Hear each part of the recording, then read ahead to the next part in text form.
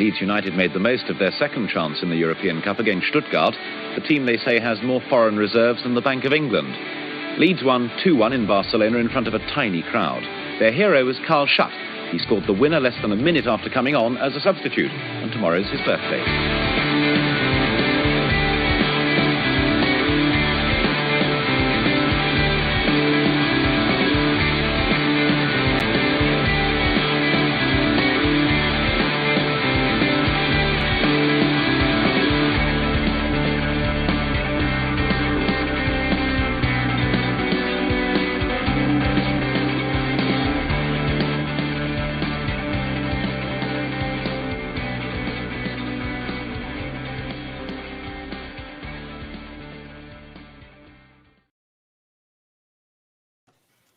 Hello, good evening, and welcome to episode 165 of the Talking Shutt podcast. And for anybody who's listening right now, your first session in group therapy.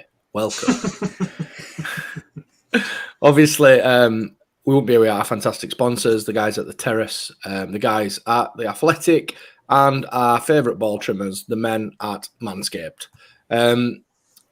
Good evening to everybody who is watching live. If you are watching live, as we say week in, week out, please share it. Please tell other people to watch live. All that type of stuff.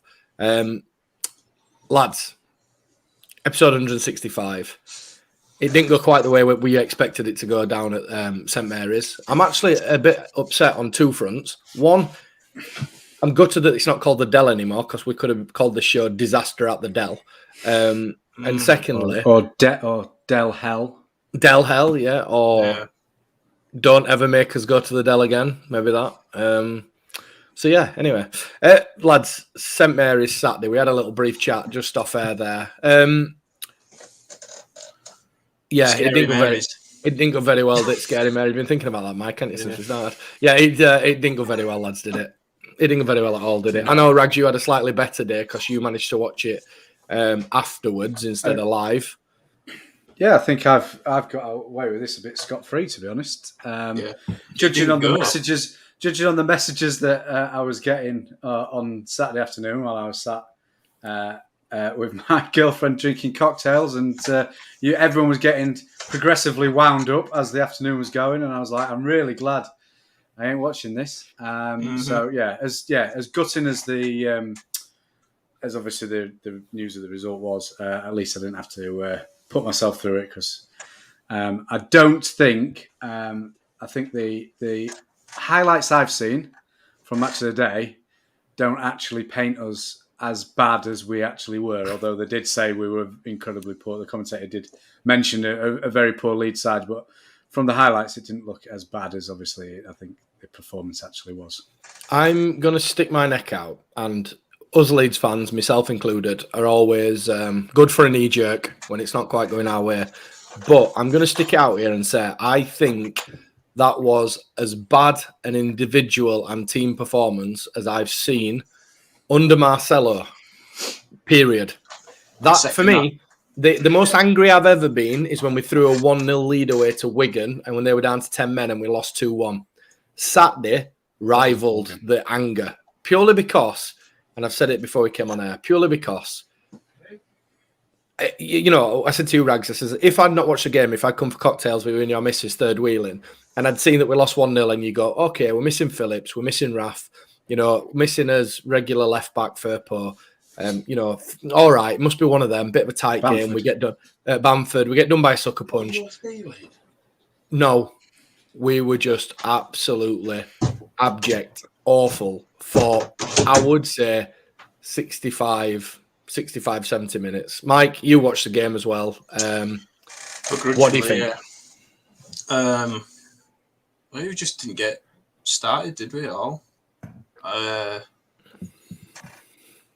What can you say about something that's so nondescript? How do you describe something that's, just had nothing to it, It was it was like bread and water for dinner. It was just like, what I mean?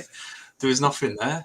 I think the glaring thing for me, mate, and you might agree, is that obviously we played three centre halves as we do against two strikers. So Struijk, Llorente, and Cooper played as three centre halves, and on the face of things, them 3 centre-halves, a decent calibre centre-halves. Yeah.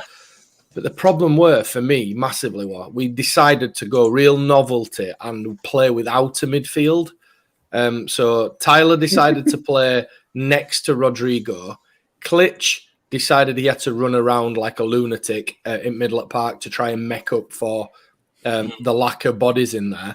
And then because of this, Southampton pressed us really high, which left it with the back 3 centre-backs having a lot of the ball, but no out ball. So then they went long and just kicked it out of play. And even Meslier kicked it out of play 2 or 3 times. And it just started badly. And we were under the cosh. And I remember thinking, let's just get to half time.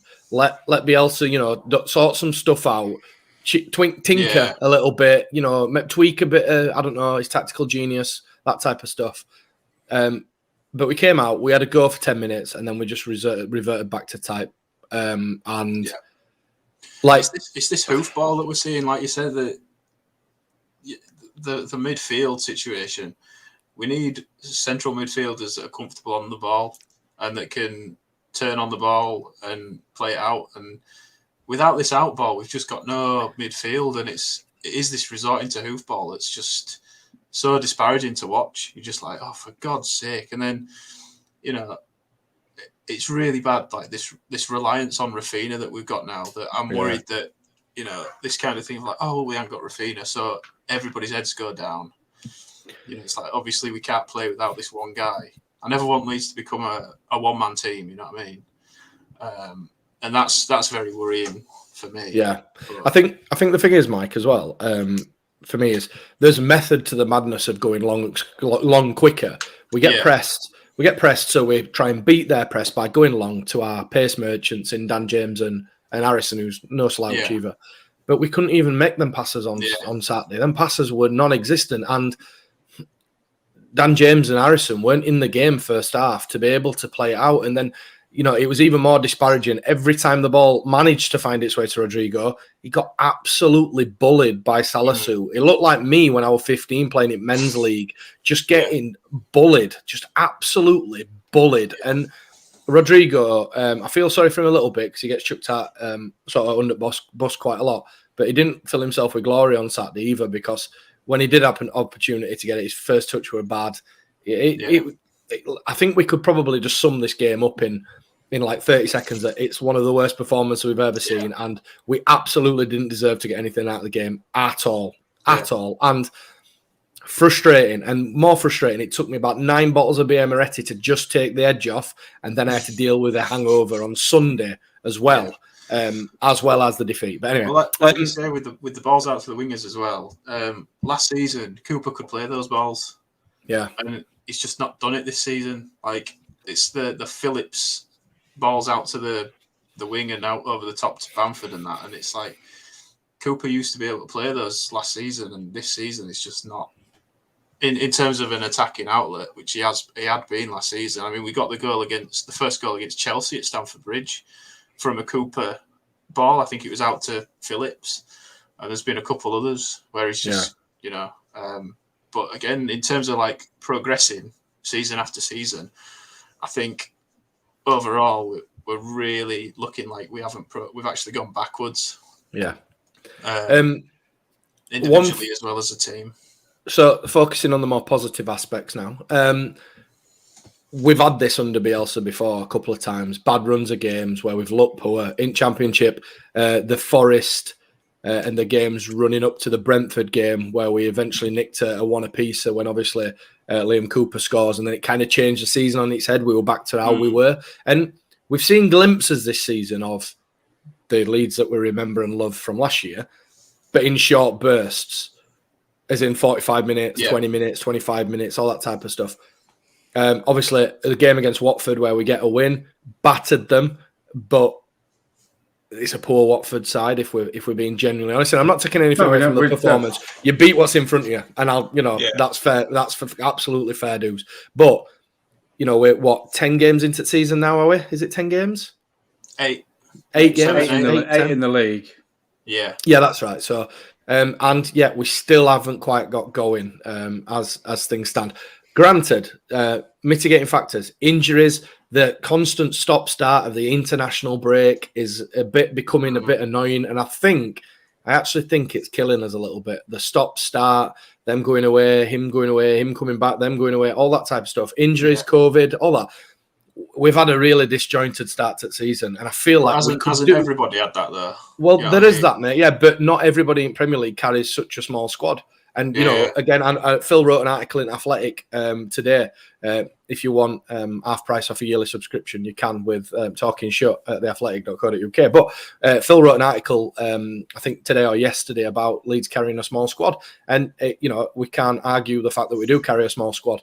And I think at the moment we're suffering for that fact, but that's what we knew we were getting with Bielsa, and it's like kind of rough with smooth a little bit.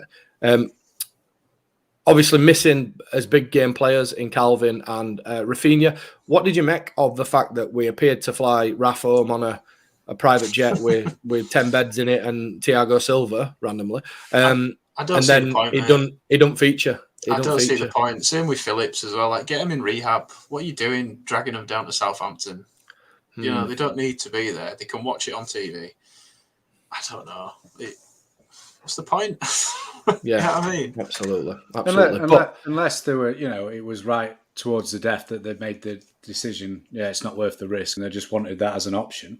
Yeah, we'd be absolutely massacring the club if we put in that sort of performance, and we've because it's going to come out that he's going to be on that jet anyway. You've busted a gut to get him back in the country, and you haven't even taken him, and then we've put in that performance. Yeah. So I don't. Yeah. It's one of them. You're damned if you do, you're damned if you don't. I think he'd have had to quarantine anyway, so I don't think he would have. This whole thing. Yeah, these quarantine rules. Look, I still don't quite understand exactly what would have happened if he had played and all that kind of stuff. So, well, there's pictures of him today back out training with team wearing a mask. It's a bit strange. It's all a bit strange, but I'm conscious that everything that we're saying now has been said all week, and we have the benefit of seeing the monstrosity on a Saturday, and then obviously getting up to Wednesday to kind of simmer down and see the positives of it. So, I genuinely don't think, and I'm going to turn into a soundbite here, that we can play that bad again. Genuinely don't think there were so many poor individual performances across the park. Literally 1 to 11, didn't have the greatest of games. Even Mellier's distribution was poor, so poor. I know it's something he's working on, and at times it's good and at times it's not, but it were poor. Anyway, do we have to be worried, lads? Let's be honest. I ask you two now. How are you two worried about what's going on at the moment with the club? I am. Worried's the wrong word, I would say, because it's 8 games into a 38-game season. Concerned with the level of points we've got, disappointed, definitely. Disappointed with some of the performances we put in, 100%. Do I think that we can improve, though? Yes. And that gives me, and that's the hope that we have. Obviously, after the Watford game, we said that the next 3 games were going to be crucial. It's a really shit start to those 3 games, definitely, because it's 0 points and a really poor performance. But we just have to do it. We've got another 2. We've got another 2 very important games in Wolves and Norwich now. I'm ignoring the cup games because I could not be any further fucked with any sort of competition right now. It's one of them. As a fan, I mean, if someone was to turn around now and say, "I can guarantee you 17th at the end of the season," I'd grab the hand. I'd bite the hand off. Did we say that after? We said that after Everton, didn't we? I think. Yeah. But I think I would have. I genuinely would have potentially taken that before a ball was even kicked this season. I just would. It's just so imperative. But as a fan, just staying up. But as a fan, you don't want the turmoil of a relegation battle, and that's what you want. You want to stay up and also want to be comfortably safe. Not ever worried about it. Yeah. Right now, we're looking at it, and as poor as we've been, there are definitely 3 teams that have been much much poorer already this season. Yeah. So you're already thinking, well, we might get away with it already, and also we can definitely improve. There's no doubt about it. Like I say, arguably the three most effective players in our team, Rath, Phillips, and Bamford, were not playing on Saturday, and we need them back, and we need them back up and running as soon as possible. One thing that is looking more and more and more criminal as time goes on, and we have to lay the blame at Andrea Radrizzani, Victor Orta, unveiled a gem in Rafinha, even laying it at the door of Bielsa, because obviously we know he's quite particular who wants, but it is looking beyond criminal that we didn't sign a central midfielder, despite being heavily in for two in the last two windows. So Michael Cuisance obviously worked out well because we got Raf, but this summer, Conor Gallagher, the main man, Lewis O'Brien, even the next on the list, if you like, and we haven't done it. And now it's with Conor Gallagher as well, like him being worried about not getting first team football. I can't remember if that was like outed as a bit of a myth or something, but what a joke that sounds like now. Like, well, the thing is, straight in the team, wouldn't he? I think the thing is, it's easy to. I don't know if that's true or not, but one thing that was mentioned on something was that he wanted to stay in London, and it kind of makes sense in Gunnar Palace. But away from Conor Gallagher, we didn't sign him for whatever reason. He chose to go to Palace. He could have come to Leeds, but for me, it's criminal that we were dead in for Cuisance. He's having a medical. That indicates that we need a central midfielder. We were banging for Conor Gallagher. He was, near enough come in prior to Palace getting involved. We didn't get him. We were in for Lewis O'Brien. We didn't get him. We've got a kid coming through in 23s, Lewis Bate, getting rave reviews. Can't even find himself a place on bench. So that for me is a little bit of like, I just worry about that element of things that. It's so blatantly obvious that we need another body in there, and we don't have any other options at minute. So I cannot see, honestly, how Lewis Bate is not making at least a bench place. And I know Forshaw came on Saturday, but again, I think it's unfair on Adam Forshaw to keep hoping that he's going to be the difference when basically he's been injured for 2 years, 2.5 years, whatever it is. Yeah, so it's a big ask, but. That's the thing. That's the one sticking point at the moment. Now, I'll give you a question. Do you think if we carry on having a season like we're having, a bit, abject, and January transfer window comes around, do you think that Leeds go out and get a central midfielder? I think it's everything. Yeah, if you're in the relegation zone come January, you've got to, haven't you? You've got to put your money where your mouth is, because otherwise you're going down. Maybe, I mean, like you said, I think Leeds sometimes need to kick up the arse, and I think that performance is the positive from that Southampton game is that that it could be that kick up the arse that the players need, because that can't happen again. If that happens 2 or 3 games in a row, then you're in trouble. Yeah. Other positives then. Let's stay positive, because I'm conscious that we're being quite negative here. Let's stay positive. Photos today, Luke Ayling out on the grass. Yeah. So that's a positive. Another body back in the side at the very least. And, we keep talking about the central midfielder. We've got Jamie Shack there, who is by trade a central midfielder. And if he's not going to be willing to play Bate and we get Ayling back in, then, let's give him a chance. I don't know. Oh, Marcelo earned the big cash. It can't get worse. I was going to say, it can't get worse than some of the midfield performances we've had in the centre. Yeah, absolutely. Absolutely. Sadly, it looks like Firpo is going to be out for a couple of weeks with a muscle tear. Again, a little bit in the Adam Forshaw sort of realms, not quite as severe, but again, not played a lot of football before he's come unleashed to Bielsa ball, and his body appears to be struggling because he's picked up quite a few knocks. But just to sort of cap off the game on Saturday, it's the first time since 2019 in the 1-0 defeat to Sheffield United that we failed to register a single shot on target in an entire game. That's a bit of a painful one, but you could see it kind of coming. I got that from LUFC Data on Twitter, so give Chris a follow if you're on Twitter. He's also got some graphics on there for the fact that we couldn't play out from defence on Saturday either. Yeah, not a great day. But anyway, moving on and looking forward to the upcoming game this Saturday against Wolverhampton Wanderers. I reached out to the Wolves 77 Club podcast, who I've been on before, big Wolves fan, and I asked, what's he think of the game coming up on Saturday and how have Wolves been getting on? He said, lost first 3 games, 1-0 against the so-called Big Six, but played really well. Haven't really played that well since, but somehow managed to win 4 out of 5. He says, looking good for Saturday, and they're hoping that Raul Jimenez will be back after being rested against Villa. So yeah, if you want to sort of get his build up to the game, go check him out. The Wolves 77 Club podcast, good guy and knows his stuff. So yeah, moving on towards that.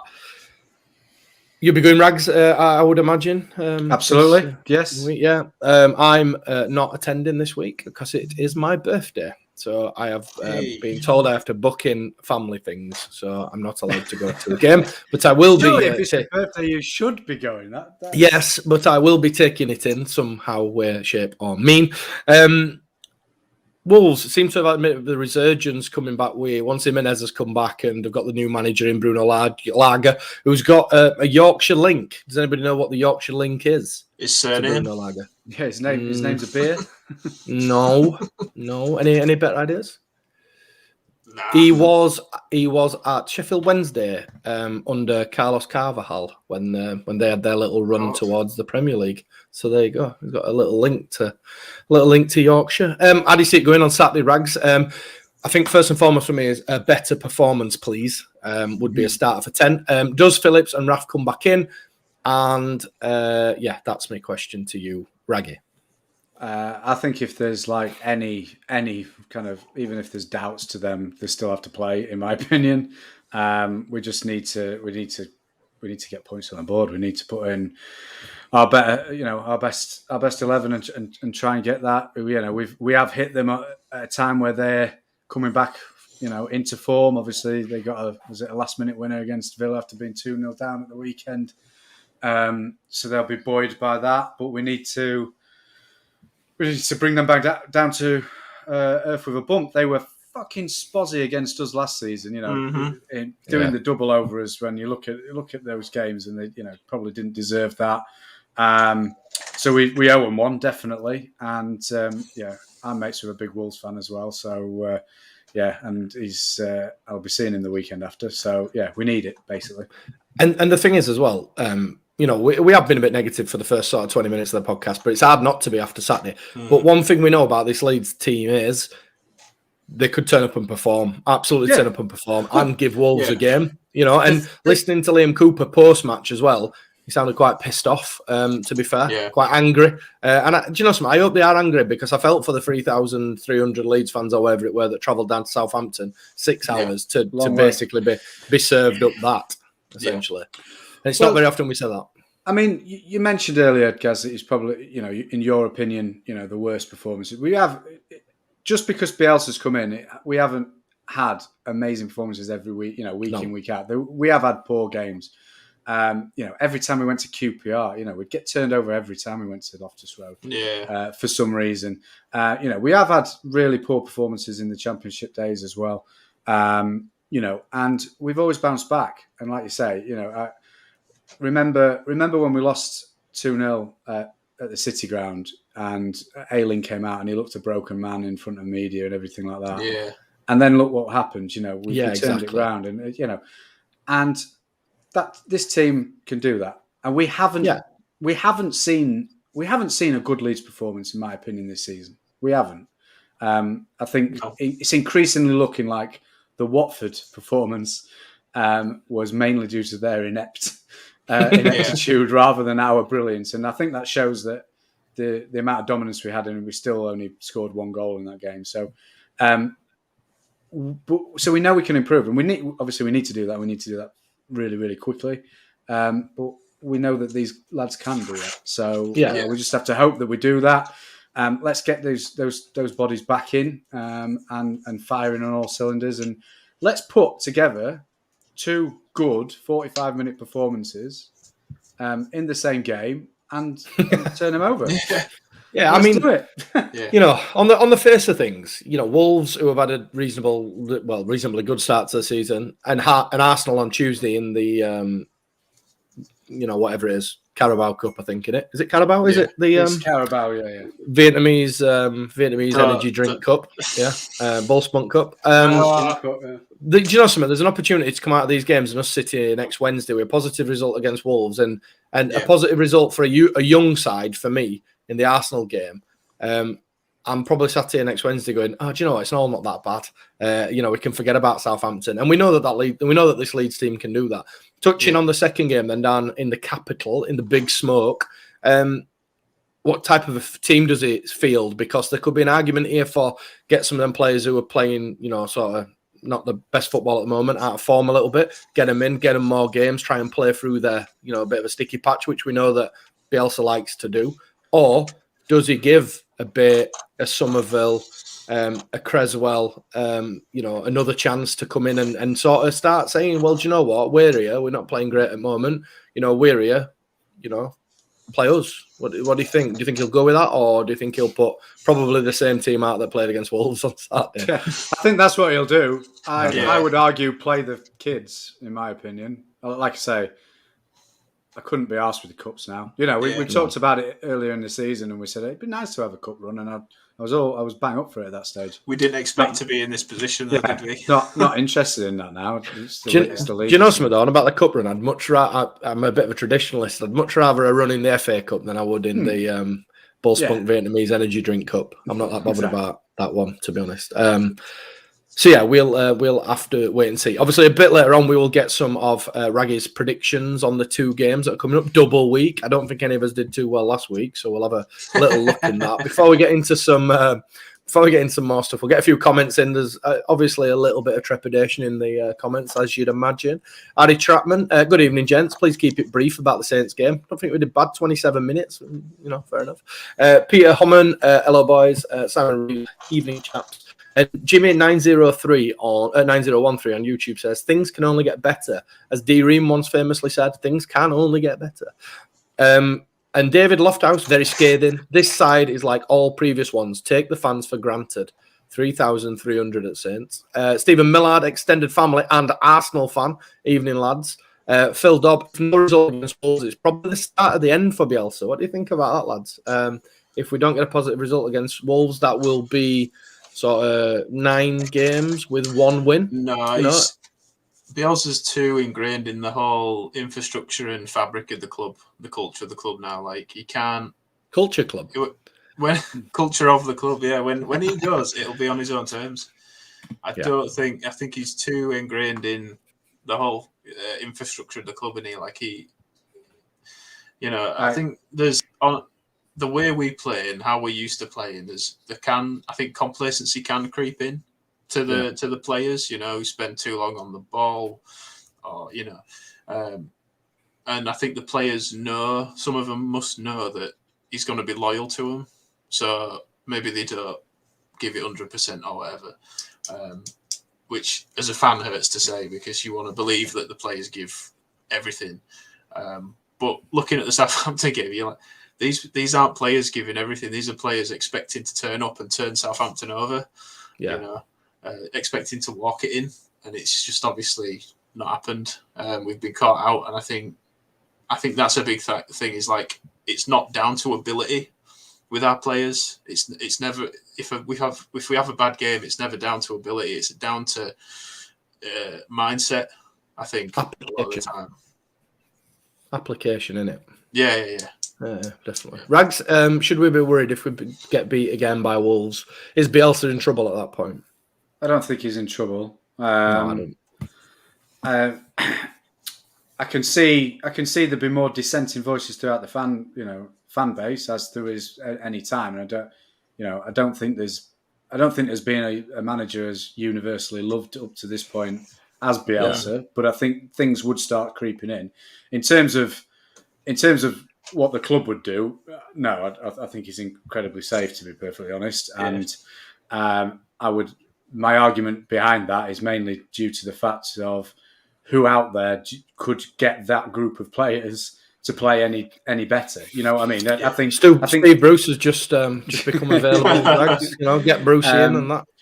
We know that when we are at our best, we are we are greater than the sum of our parts. He gets us playing a level that probably individually these players can't do, and produce, and that's why we kind of overachieved and got ninth last season. I can't really think off the top of my head anybody who could get a better tune out of these players. Yeah. Obviously, we're not doing it at the minute, and we need to turn that round. But I can't see him being. I think even if we go down, I think Leeds will still have a contract on the table for him. Yeah. Even if we go down, because like Raggy said, I think these players respond to him because he had faith in them when no other manager did. Yeah. And I think that's why they run through, like the old cliche, running through brick walls for him. It's just that that we do get a bit complacent sometimes, but I think that's all it is. I don't think it's down to ability. Like I said, I think we can. Like Raggy said, we took 4 points off Man City last season. It's the same group of players. Yeah. That lost to Southampton. Yeah, no, I agree. I did see a little bit of in between getting absolute dogs abuse Saturday, by the way. But I did see a little bit of dissenting voices on social media, and social media is not a barometer really of the wider fan base. If we're completely honest.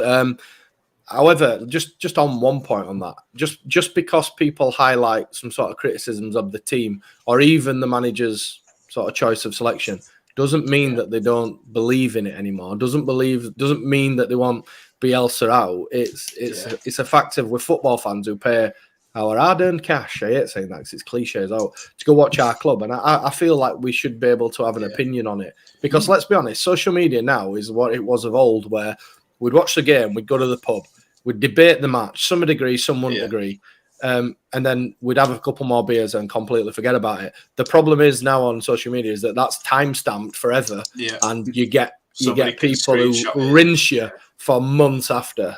So I just think a few people just need to steady down a little bit and realise that criticism isn't criticism saying the shit, he needs to go, get Bruce in, whatever else it is. It's valid criticism. Yeah. We weren't very good on Saturday. The big thing for us was again, with Bielsa, it's always like his biggest criticism is his substitutions. Yeah. I think that's the most common thing. And for us, it was, get Gellart on, get Forshaw on, get Roberts off, drop Rodrigo into the 10, get Gellard up front and sort of try it that way. But yeah, it just didn't happen. And you're like, oh, okay, Roberts is staying on, okay. Forever. Forever. And it's forever. Like, but again, you gotta take it, haven't you? But as the song goes, ups and downs. Yeah. And we're having a bit of a down at the moment, but we'll have another up. So it's perfectly fine. Mike, anyway, moving on to other things. What's going down with our mates at the Terrace? I saw them post a little tweet today on their account of their dinner hour. Somebody sat there playing Mario Kart with a little Asbulla cutout outside there. But what's going down in the product range at the Terrace? I saw a lovely hoodie, Leeds blackout hoodie with the coordinates. 10-figure grid up front for Ellen Road. Fantastic. Nice. We've already sold a few of those. Well, if you go onto theterracestore.com right now, you'll see a brand new range of Leeds United Legend mugs by Grady Draws. Yes. They are class. Very talented guy, Grady. It's incredible, yeah. So, that's the big thing. Obviously, like you said, the blackout range as well has been expanded to incorporate. I'm just looking through these mugs now. There's so many. They're so good. Yeboah, Dallas, Cooper, Terry Cooper, Liam Cooper, Dorigo, Vinnie Jones, Trevor Cherry, Tony Curry. There's even prints of Don Revie, Howard Wilkinson, Marcelo Bielsa. There's so much going on. There's also retro kit box sets as well. So if you're thinking of anything for Christmas, we've got these really neat little gift boxes now. And you can obviously request any kit that you want. So, for instance, on the website, there's the Thistle Hotels home shirt, and you get a little bottle opener, a little kit mug, and a little coaster, and a little engraved thing saying "Merry Christmas, love from XYZ." Yeah, we're catering to Leeds fans because, like I always say, Leeds fans have always been good to the terrace. Got this Billy Bremner mug looks great as well. David Batty. Yeah, I need David Batty in my cupboard. So if my wife's listening to this, I need another mug. Don't forget as well, there's still some Talking Shutt merchandise. This is a very old example of it with the Al Sidhi mug from years gone by. I've still got mine. Still rocking. I still have a drink from Raggy's face every now and again on a morning as well. Yes. Yeah, I do. I like a drink from Rags' face. So go check them out, terrace.com. Obviously follow them on Twitter if you're not living in a cave. Follow them on Facebook and all their other social media as well. Oh yeah, we do giveaways all the time. Yeah, exactly. Giveaways all the time on socials. So before we start talking about some other stuff, Jonathan Crawley just says, no need to panic after only 8 games. The bottom 7 clubs have only 5 wins between them. A win on Saturday or the Saturday after, and the outlook for us changes entirely. Yeah, and that is the positive of this, that yes, we've not played very good, but we can play better. And there's teams around us who are equally as poor at the moment, and they probably can't play better, if that makes sense. So, we'll have to wait and see on that one. In other Leeds United news, then, sadly, the under-23s surrendered a 2-0 lead to Everton the other day, played away at Southport, and conspired to lose 4-2 to Everton.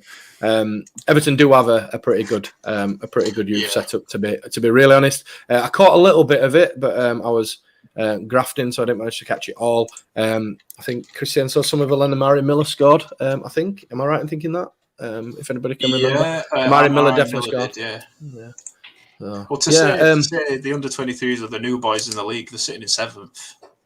Yeah. Out of 14. So Derby County's you for at the bottom. Yeah, absolutely. That's brilliant. Just one on this. I just want to chuck up on screen here. Matt the Hoople on YouTube. Evening, gents. In relation to Mike the Bastard, that's you, Mike. Fantastic work. Fantastic work to get as many defibrillators into grassroots football clubs as possible. A great reminder why this is so important last weekend at the Tomb. Yeah, absolutely.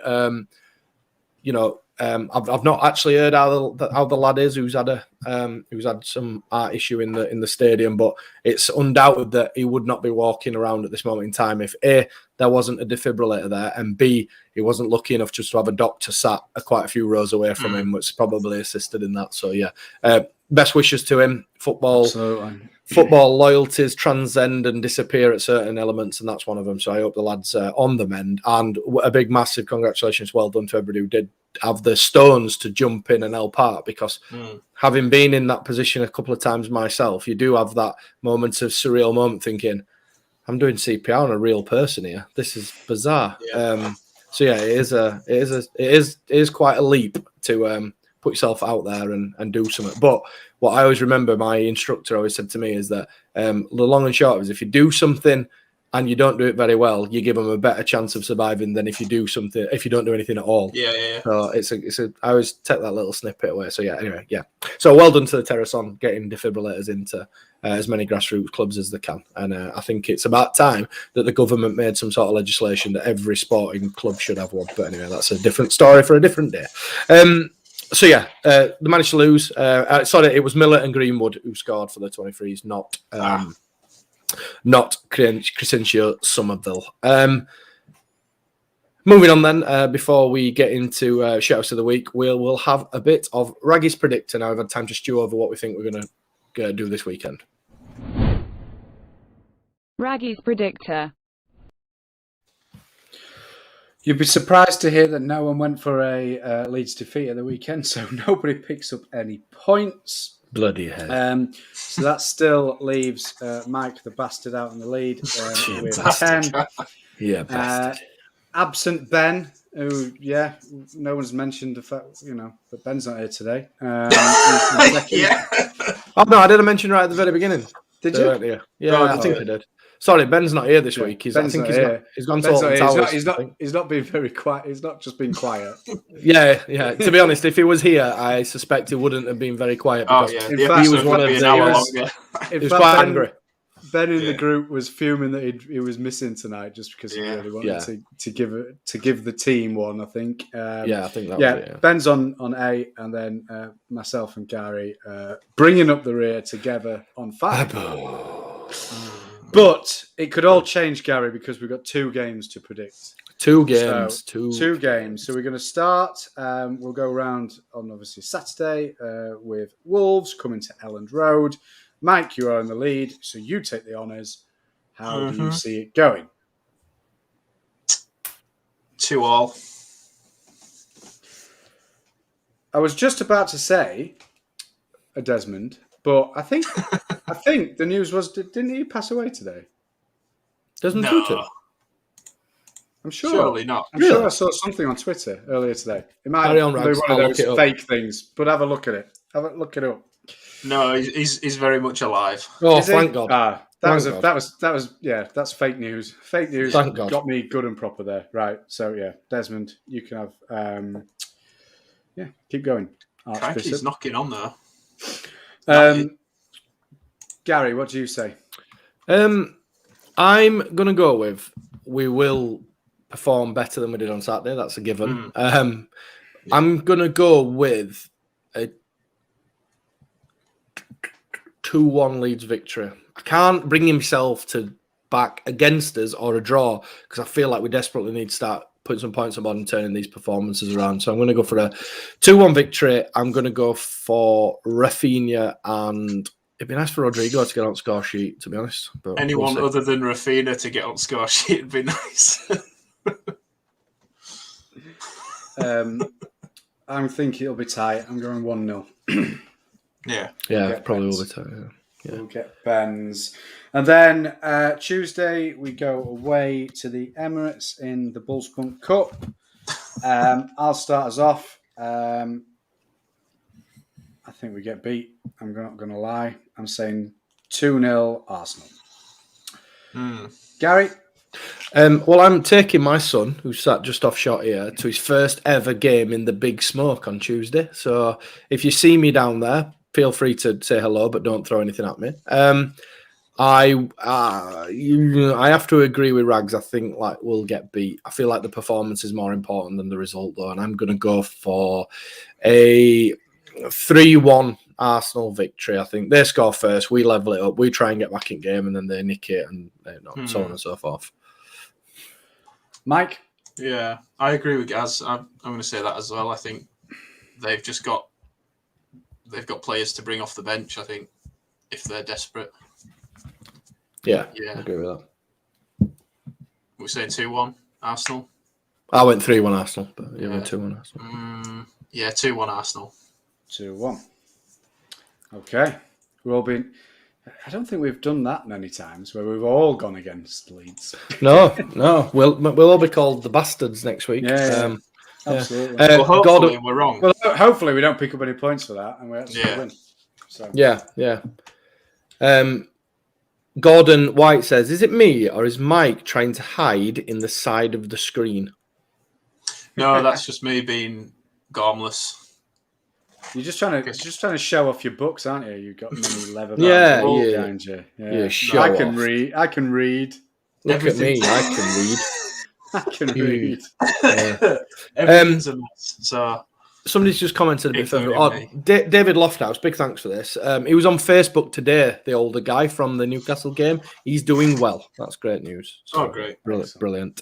We're going to get... Start again, Gary. We're going to get another word from one of our sponsors before we get into Shithouse of the Week. And it's our friends at Manscaped. Lads, still buzzing with your Manscaped stuff? Still hairless down there? Absolutely. Still hairless? Yeah. The thing is, Rags, you've got a new girlfriend, so no doubt you're pouring effort in. You say new, mate. 5 months now. Wow. Congratulations to you for 5 months in a new relationship. But anyway, why don't you join the 5 million other men who've subscribed and got themselves some ball trimmers from Manscaped? The Performance 4.0 package gives you everything you possibly need to keep your below-the-belt grooming in check, especially as the winter period's coming up. Don't be tempted to grow some thermals around there. Keep it in check. Keep yourself groomed.